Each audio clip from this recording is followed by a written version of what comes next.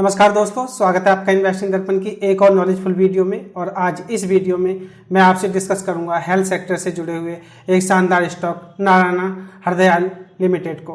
दोस्तों बात करें इसकी तो यह हेल्थ सेक्टर में एक शानदार स्टॉक है और इसने बीते दिनों में काफ़ी अच्छे रिटर्न दिए हैं और यह मल्टीबैगर स्टॉक रहा है।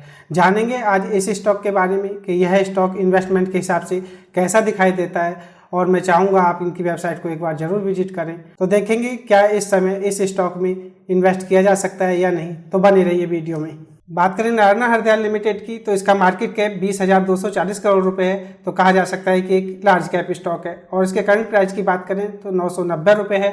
और इसके अगर हाई और लो को देखें तो हाई इसका 1,077 रुपये दिखाई दे रहा है और लो इसका 588 रुपये रहा है। और बात करें इसके स्टॉक के पीई की तो पीई इसका 334 दिखाई दे रहा है। अगर इसके इंडस्ट्री पीई से कंपेयर करें तो जहां इसका इंडस्ट्री पीई 35.4 दिखाई दे रहा है, वहीं इसका पीई इसके सेक्टर स्टॉक से कम है। तो कहा जा सकता है कि वैल्यूएशन के हिसाब से भी यह स्टॉक काफ़ी अच्छा दिखाई दे रहा है। और इसके आरओसी को अगर हम देखें तो आरओसी इसकी 31.4% है, जो कि शानदार है। और आरओई को अगर हम देखें तो रिटर्न ऑन इक्विटी भी इसकी शानदार 33.50 के आसपास दिखाई दे रही है। तो कहा जा सकता है कि काफ़ी अच्छी रिटर्न ऑन इक्विटी है। और फेस वैल्यू इस स्टॉक की 10 रुपये है। और बात करें इसकी रिटर्न्स की तो 3 महीने में शानदार 30% से ज़्यादा के रिटर्न दिए हैं और 6 महीने में इसने 39% के आसपास के शानदार रिटर्न दिए हैं। और दोस्तों एक रिटेल देखता रहता है पेनी स्टॉक्स को कि कोई पेनी स्टॉक मिल जाए जो अच्छे रिटर्न बना दे, लेकिन ऐसे स्टॉक में इन्वेस्ट करने से घबराता है क्योंकि उनको यह मार्केट प्राइस ज़्यादा लगता है और ऐसे स्टॉक में इन्वेस्ट नहीं करता है। और बात करें इसकी तो आज भी इस स्टॉक में 0.61% की तेजी रही है। और एक साल के इसके रिटर्न को देखें तो एक साल में भी इसने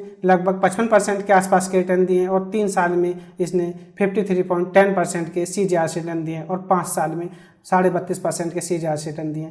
तो ओवरऑल बात करें दोस्तों हेल्थ सेक्टर की तो यह शानदार स्टॉक रहा है रिटर्न्स के मामले में भी, और इसने मल्टीबैगर रिटर्न्स दिए हैं और वैल्यूएशन के हिसाब से भी काफ़ी अच्छा दिखाई दे रहा है। और अगर इसको कंपेयर करें पीई के हिसाब से इसके सेक्टर स्टॉक से तो आप नारायण हृदयाला का पी देखिए 33.41 दिखाई दे रहा है। अगर इसके सेक्टर स्टॉक से देखें तो किसी का भी पी इसके आसपास नहीं दिखाई दे रहा है। तो कहा जा सकता है कि वैल्यूएशन के हिसाब से भी काफ़ी अच्छा है। और आप आरओसी को देखिए, आरओसी नारायण हृदयाल की 31.41% है। उसके सेक्टर स्टॉक में किसी की भी आरओसी इतनी शानदार नहीं दिखाई दे रही है। तो ओवरऑल कहा जा सकता है कि हेल्थ केयर का एक शानदार स्टॉक है। मैं मार्केट अपडेट और बाकी से जुड़ी जानकारी की वीडियो लाता ही रहता हूं। अगर आप चैनल पर नए हैं तो चैनल भी सब्सक्राइब कर लें ताकि आपसे आने वाली वीडियोज मिस ना हो। Q4 के रिजल्ट्स को अगर हम देखें तो मार्च 23 में 1,222 करोड़ रुपए की सेल्स रही हैं। अगर दिसंबर क्वार्टर से कंपेयर किया जाए तो यह सेल्स बड़ी हैं।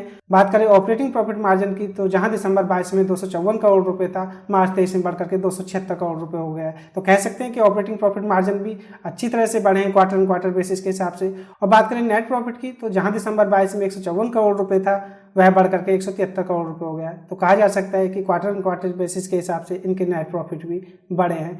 तो ओवरऑल बात करें इसकी तो बिजनेस काफ़ी अच्छा चल रहा है। तो कह सकते हैं कि इन्वेस्टमेंट के हिसाब से स्टॉक अच्छा दिखाई दे रहा है। और बात करें इसकी बैलेंस शीट की, रिजर्व्स एंड सरप्लस को अगर हम देखें तो मार्च 23 में यह 1927 करोड़ रुपए दिखाई दे रहे हैं। अगर बात करें मार्च 22 से तो इनमें काफ़ी अच्छी जंप देखी जा रही है। और बात करें बोरिंग की, कर्ज की, तो मार्च 22 में जहाँ 723 करोड़ रुपए था, वह बढ़ करके 884 करोड़ रुपए हो गया है। तो कहा जा सकता है कि कंपनी पर कर्ज भी बढ़े हैं। तो यह बात भी आपको पता होना चाहिए। और जिस तरह से इस कंपनी के पास रिजर्व्स दिखाई दे रहे हैं तो यह बोरिंग कोई ज़्यादा मायने नहीं रखती है और कंपनी का बिजनेस भी काफ़ी अच्छी तरह से ग्रो हो रहा है। तो और बात करें बैलेंस शीट की तो बैलेंस शीट इसकी शानदार दिखाई दे रही है। और शेयर होल्डिंग पैटर्न को भी देख लेते हैं। प्रमोटर्स की अगर हम बात करें तो प्रमोटर्स के पास 63.85% की हिस्सेदारी है। और एफआईज को अगर देखें तो इनके पास 10.36% की हिस्सेदारी है।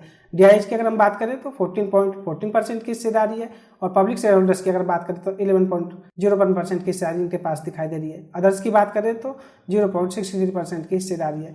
और दोस्तों बात करें एफआईएच की तो दिसंबर क्वार्टर से एफआईएच ने अपनी हिस्सेदारी को बढ़ाया है। तो और बात करें इसके शेयर होल्डिंग पैटर्न की तो मेजॉरिटी शेयर होल्डर प्रोमोटर्स ही दिखाई दे रहे हैं और एफआईएच ने इस क्वार्टर में अपनी हिस्सेदारी को बढ़ाया है। तो और बात करें शेयर होल्डिंग पैटर्न की तो यह भी शानदार दिखाई दे रहा है। और चार्ट पर भी देख लेते हैं कि आखिर चार्ट पर कैसा दिखाई दे रहा है। बात करें इसकी चार्ट पर तो चार्ट पर ये काफ़ी मजबूत दिखाई दे रहा है। और इसके करंट मार्केट प्राइस को अगर हम देखें तो वह 990 रुपये के आसपास है।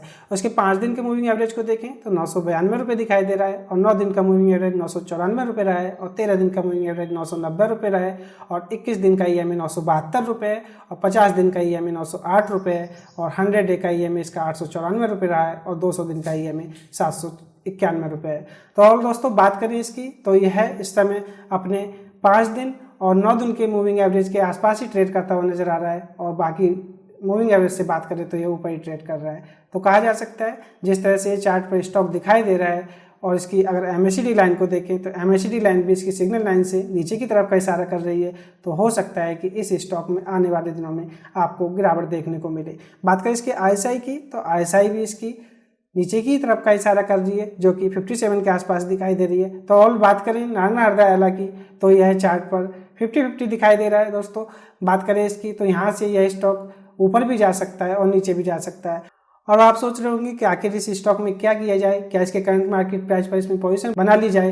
तो दोस्तों मैं आपको चाहूँगा कि आप इसमें थोड़ा वेट कर लें और मैं आपसे जो लेवल्स बताने जा रहा हूँ तो आप उन लेवल्स के आसपास इसमें बाइंग कर सकते हैं। बात करें इसकी लेवल्स की बाइंग की तो जो यह EMA में जिग कर रहे हैं इसके 50 दिन का मूविंग एवरेज है और बात करें इसकी तो यह 908 रुपये के आसपास दिखाई दे रहा है। अगर आप चाहते हैं नारायण हृदयालय में इन्वेस्ट करना तो आप इसके 50 दिन की मूविंग एवरेज के आसपास इसमें बाइंग कर सकते हैं जो कि 908 रुपये है। और मैं आपको बताना चाहूँगा अगर आप इसमें इन्वेस्ट करें तो लॉन्ग टर्म के व्यू से करें क्योंकि स्टॉक मार्केट में लॉन्ग टर्म में ही अच्छा पैसा बनता है, शॉर्ट टर्म में कुछ भी हो सकता है। तो यह थी एक खास अपडेट नारायण हृदयालय स्टॉक को लेकर के। आपको यह स्टॉक कैसा लगा, आपकी इस स्टॉक को लेकर के क्या राय है, मुझे कमेंट करके बताएं। और अगर आपको वीडियो अच्छी लगी हो तो वीडियो को लाइक करें, शेयर करें और आपने अगर चैनल को सब्सक्राइब नहीं किया है तो चैनल भी सब्सक्राइब कर लें। मार्केट अपडेट और मार्केट से जुड़ी जानकारी की वीडियो मैं लाता ही रहता हूं। तो चलिए मिलते हैं फिर किसी नई वीडियो में, तब तक के लिए नमस्कार।